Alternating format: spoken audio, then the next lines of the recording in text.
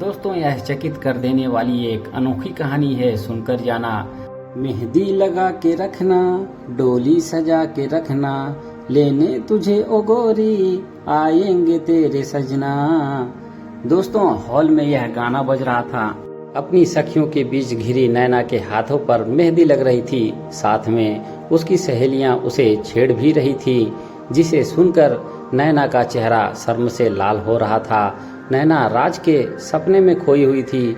तभी मेहंदी लगाने वाली की आवाज़ सुनकर नैना सपनों के संसार से बाहर निकल आई।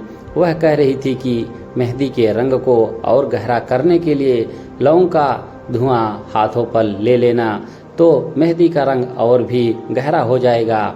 वास्तव में नैना के हाथों में मेहंदी का रंग बहुत गहरा रचा था। उसने अपनी सबसे प्यारी सहेली से कहकर अपने हाथों की मेहंदी की फोटो खिंचवाकर राज को भेज दी और साथ में मैसेज भेजा कि इसमें अपना नाम ढूंढकर दिखाओ। उधर से जवाब आया, क्या इन हाथों पर ही हमारा नाम लिखा है? मेरा नाम तो तुम्हारे रोम रोम पर लिखा है। मैसेज पढ़कर नैना स्वयं से भी ही शर्मा गई। दूसरे दिन नियत समय पर बारात दरवाजे पर आ गई। शादी की सभी रस्में पूरी हुई और विदाई की बेला आ गई। विदाई के समय नैना का रो रो के बुरा हाल था। उसकी यह दशा राज ने देखी नहीं जा रही थी। नैना के माता पिता ने नैना का हाथ राज के हाथ में देकर कहा, बेटा, आज हम अपने जिगर के टुकड़े को तुम्हें सौंप रहे हैं। आज से यह तुम्हारी अमानत है। राज ने कहा, आप लोग चिंता ना करें, अब नैना की खुशियों का ध्यान मैं रखूंगा। आपको कभी शिकायत का मौका नहीं मिलेगा। मैं अपने जीते जी नैना के हाथों की मेहंदी का रंग फीका नहीं पड़ने दूंगा। यह सुनकर नैना के साथ साथ उसके माता पिता के चेहरे पर संतोष की मुस्कान आ गई। नैना अपने ससुराल में बहुत खुश थी। उसके सास ससुर नैना को बहुत प्यार करते थे और देवर भी अपनी भाभी का बहुत सम्मान करता था। नैना के चारों ओर खुशियां ही खुशियां थी। उसकी सास कहती, बहू, अभी तो तुम्हारे हाथों की मेहंदी भी नहीं छूटी है, इसीलिए अभी तुम घर के कामों को हाथ ना लगाना। काम तो जीवन भर करना है। अभी तो तुम सिर्फ सज संवर कर रहा करो, क्योंकि मेरे राज को तुम इसी रूप में अच्छी लगती हो। यह सुनकर वह अपनी सासू माँ से ही शर्मा कर लिपट जाती। मैं नैना को यह सब सपना लगता। वह सोचती, क्या किसी का ससुराल इतना अच्छा होता है? वह अपने ससुराल में इतनी खुश थी कि वह अपने मायके को भी भूल गई। देखते देखते 3 महीने कैसे बीत गए उसे पता ही नहीं चला। आज सुबह से ही उसके ससुराल में चहल पहल थी, क्योंकि आज राज का जन्मदिन था। रसोई घर से खाने की खुशबू आ रही थी। घर में शाम को इसी खुशी में एक छोटी सी पार्टी रखी गई थी। सभी तैयारियां पूरी हो गई थी। नैना ने आज भी अपने हाथों में मेहंदी लगवाई थी, क्योंकि नैना के मेहंदी रचे हाथ राज को बहुत पसंद थे। नैना की सास ने कहा, बहू, जाकर तैयार हो जाओ, मेहमान के आने का समय हो गया है। नैना तैयार होने के लिए अपने कमरे में चली गई।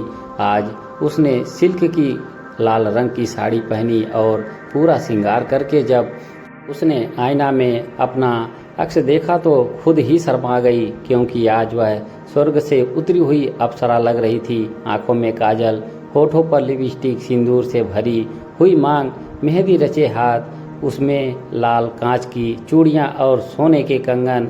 उसमें आखिरी बार स्वयं को शीशे में देखा और कमरे से बाहर निकल आई। जब वह हॉल में दाखिल हुई तो सब उसे एकटक निहारते रह गए। तभी किसी ने उसकी सास से कहा, भाभी जी, कहीं आपकी बहू को किसी की नज़र ना लग जाए, इसकी नज़र उतार दीजिए। यह सुनकर नैना शर्मा गई। उसे देखते हुए उसकी सास ने कहा, पार्टी के बाद मैं इसकी नज़र उतार दूंगी। तभी किसी ने कहा, अरे भाई, जिसका जन्मदिन है वह कहीं दिखाई नहीं दे रहा है। नैना के पिता ने कहा, अरे वह बाजार तक गया है नैना के लिए बालों में लगाने के लिए गजरा लेने। सभी नैना को देखकर मुस्कुराने लगे।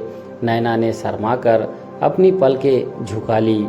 तभी मोहल्ले का एक लड़का भागता हुआ आया और बोला, अंकल जी, राज भैया का एक्सीडेंट हो गया है। यह सुनते ही वहाँ सब घबराकर बाहर की ओर भागे।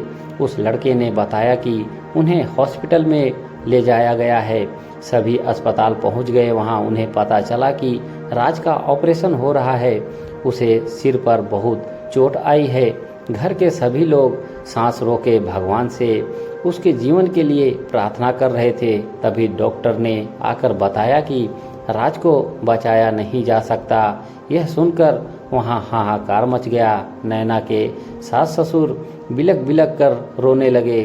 उसके देवर का भी बुरा हाल था, पर राज की मौत का समाचार सुनकर भी नैना की आंखों में आंसू नहीं थे। वह जैसे जड़ हो गई थी। उसी हालात में सब उसे घर लेकर आ गए। सबने उसे रुलाने के बहुत जतन किए, पर वह पत्थर की मूर्ति की तरह बैठी रही। राज के अंतिम यात्रा की तैयारी पूरी हो गई। सब कहने लगे कि नैना को भी राज के अंतिम दर्शन करा दो। जब कुछ पड़ोसी की औरतें उसके पास गई तो वह शून्य में एकटक देखते हुए मुस्कुरा रही थी। सभी आपस में बात करने लगी, कैसा कलयुग आ गया है कि पति की मौत पर भी आजकल की औरतें आंसू नहीं बहाती, उसकी मौत पर हंसती हैं। यह सुनकर सबने नैना की ओर देखा। सचमुच उसके चेहरे पर मुस्कान थी।